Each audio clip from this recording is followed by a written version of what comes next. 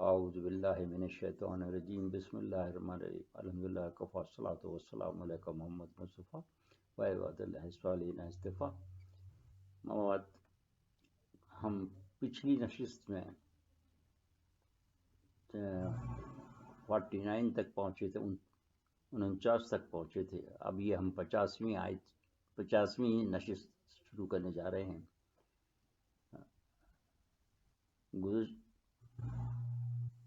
اس کا عنوان ہے یہودی عالم ابو قبیس کا قبول اسلام اور ابو یمامہ کا انتقال.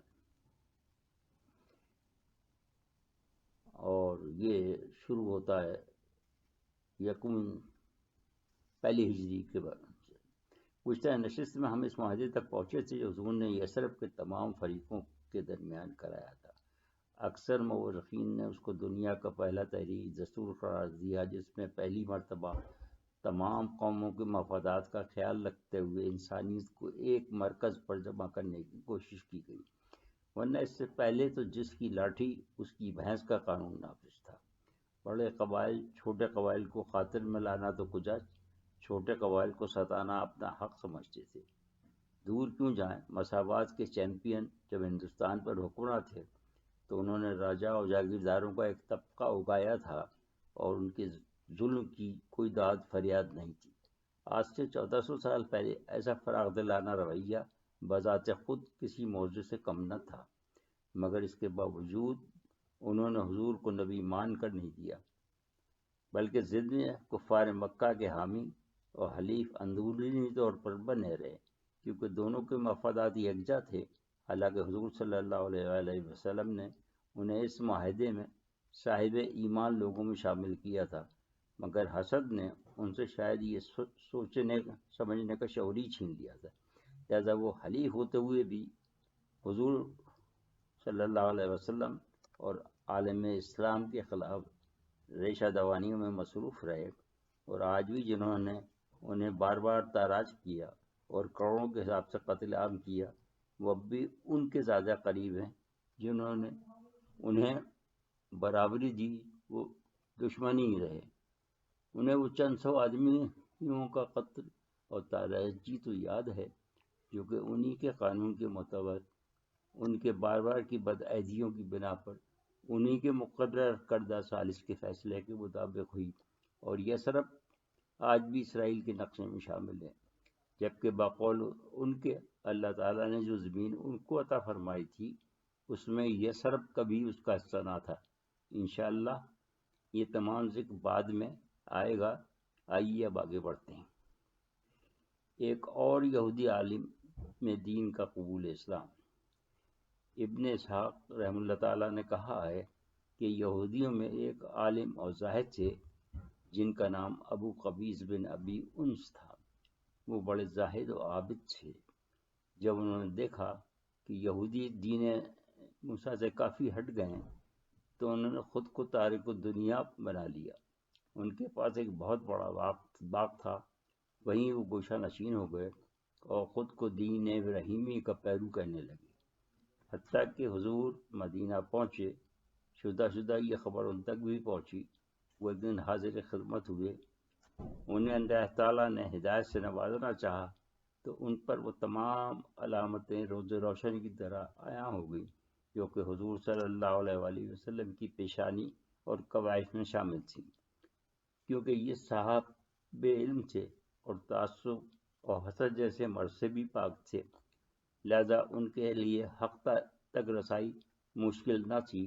انہیں وہ گوہر مراد سامنے نظر آیا جس کے لیے انہوں نے عمر بتا دی تھی اور جوانی سے ضعیفی میں داخل ہو گئے تھے، لہذا وہ فوراً مشرف با اسلام ہو گئے. انہوں نے حضور صلی اللہ علیہ وسلم اور اسلام کی صداقت کے بارے میں بہت سے اشعار کہے ہیں. ہم طوالت سے بچتے ہوئے ان کے چیدہ اشعار ہدیہ ناظرین کرتے ہیں. نمبر 1. صبح سویرے ابو قبیس کہہ رہا ہے، سنو میری نصیحتوں میں سے جس قدر تم سے ہو سکے اس پر عمل کرو. نمبر 2. اللہ کے ساتھ جو عہد کرو اس پر قائم رہنا. پرہیزگاری اپنی عزت کا خیال رکھنے کی میں تمہیں نصیحت کرتا ہوں. اللہ کے لیے نیکی سب سے مقدم چیز ہے. 3. اگر تمہاری قوم کے بعد افراد سردار بن جائیں تو ان پر حسد نہ کرو.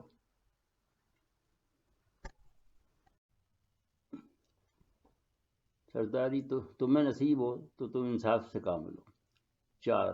اللہ تعالیٰ کی حمد و ثنا ہر صبح کے اجالے کے وقت کرو جب اس کا سورج نکلے اور چاند نکلے. 5. ہمارے عقیدے میں وہ ظاہر اور باطن کو جاننے والا ہے، اس لیے جو کچھ ہمارے پروردگار نے فرمایا وہ کمی گمراہی نہیں ہو سکتا. رسول اللہ صلی اللہ علیہ وآلہ وسلم 10 سال سے زیادہ عرصے تک قریش میں سے امید پر نصیحت فرما رہتے رہے کہ کوئی دوست مل جائے. جب آپ ہمارے پاس تشریف لائے تو اللہ نے اپنے دین کو غلبہ عطا فرمایا اور آپ طیبہ سے خوشی اور راضی ہو گئے. 8.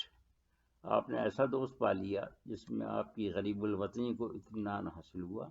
آپ صلی اللہ علیہ وآلہ وسلم اللہ تعالیٰ کی جانب سے ہمارے لیے ایسے معاون تھے کہ آپ صلی اللہ علیہ وآلہ وسلم کی مدد بالکل ظاہر تھی. اور ہم جاننے لگے ہیں کہ اللہ کے سوا کوئی چیز ہے ہی نہیں اور جان رہے ہیں اللہ تعالیٰ بہترین رہنما ہے.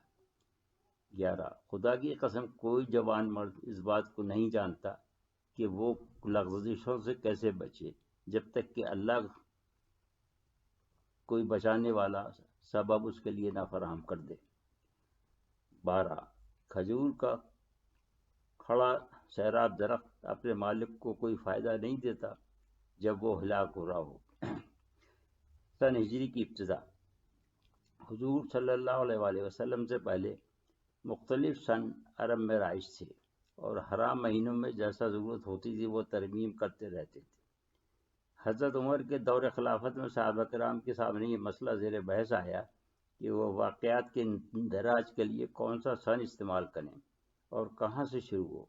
کچھ لوگوں نے کہا کہ حضور کی بعثت سے ہو، کچھ نے کہا کہ حضور کی تاریخ ولادت سے یا وفات سے شروع ہو، مگر حضرت عمر کی رائے یہ ہوئی کہ تاریخ ہجرت سے شروع کی جائے، جس کی لوگوں نے تائید کر دی اور یہ اچھا ہی ہوا، ورنہ اگر تاریخ ولادت یا پیدائش سے شروع ہوتی تو ہمارے ان بھائیوں کو خاصی پریشانی ہوتی جو تاریخ مقررہ پر کوئی یاد منانا ہی بدعت فرماتے ہیں. یہاں یہ امر دلچسپی سے خالی نہیں کہ یہ بھی چند یادوں سے ماخوذ ہے. اس کے بعد اب مسئلہ پیدا ہوا مہینے کا تو ہجرت تو ربیع الاول میں واقع ہوئی تھی، لیکن رائے یہ ٹھہری کہ محرم کو پہلا مہینہ بنایا جائے، لہذا پہلا مہینہ محرم قرار پایا. اس کی اہم وجہ تو یہ تھی کہ عرب اپنا کاروبار حج سے فارغ ہو کر دوبارہ شروع کرتے تھے. دوسرے اس دن سے بہت سی اور بھی یادیں وابستہ تھیں، مثلا حضرت ابراہیم علیہ السلام کی آگ سے نجات اور کعبے کی تعمیر وغیرہ، بنی اسرائیل کی نجات اور قرآن کی یہ آیت الفجر ولیال العشر. اس پر امام بخاری رحمۃ اللہ نے صحیح البخاری میں بڑی تفصیل سے ذکر کیا ہے. اس کے علاوہ دوسرے مورخین نے بھی لکھا ہے، اس میں شائقین تواریخ کو وہاں جا کر دیکھ سکتے ہیں. یہاں ہمارے بیان کرنے کا مقصد یہ تھا کہ آگے واقعات سن ہجری کے مطابق قلم بند کرنے کی کوشش کریں گے تاکہ ایک تسلسل واقعات میں قائم رہے اور قارئین کو سمجھنے میں بھی آسانی رہے. بعثت کو تاریخ اسلام کی ابتدا بنانے میں اتفاق یوں بھی نہ ہو سکا کہ کچھ صحابہ اس خیال کے حامی تھے کہ حضور صلی اللہ علیہ وآلہ وسلم اعلان نبوت سے 3 سال پہلے جب جبرائیل تشریف لائے تھے تو اسی دن سے مبعوث ہونے کے قائل تھے، اور کچھ کے خیال میں مدت 10 سال مکہ میں اور 10 سال مدینہ میں. اس طرح مدت رسالت 20 سال کے قائل تھے. بہرحال زیادہ تر صحابہ کرام سے وہ متفق تھے کہ ہجرت سے سن شروع کیا جائے. اس طرح یہ سن اپنایا گیا. اسد بن زرارہ کی وفات. ابن اسحاق رحمہ اللہ تعالیٰ کا بیان ہے،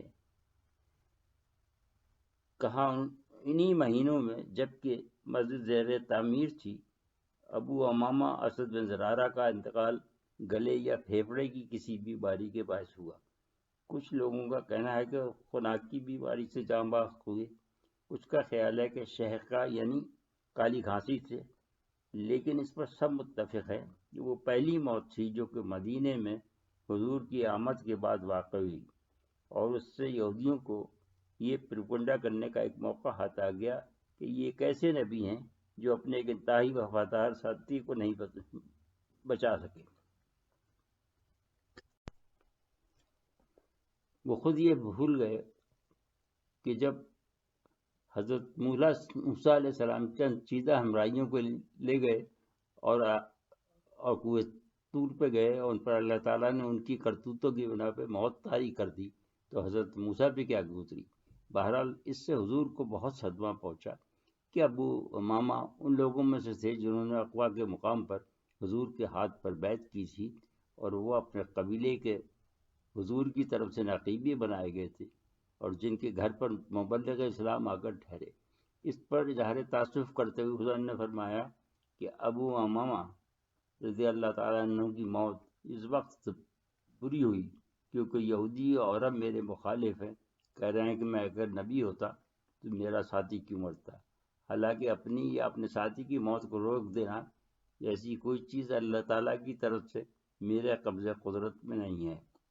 محمد اسحاق رحم اللہ تعالیٰ نے ہی عاصم بن عمر بن قتادہ کے حوالے سے بیان کرتے ہوئے کہا ہے کہ ابو الامامہ رضی اللہ تعالیٰ عنہ کی وفات کے بعد بنی نجار حضور کے پاس حاضر ہوئے کہ وہ کسی کو ان کا نقیب مقرر کر دے، لیکن حضور نے فرمایا کہ تم لوگ میرے رشتے میں ماموں ہو، میں تمہارا آپ سے نقیب ہوں، کیونکہ حضور کی وفاداریوں کے پیش نظر کسی پر ترجیح دیے بغیر ان کا اعزاز بڑھانا چاہتے تھے۔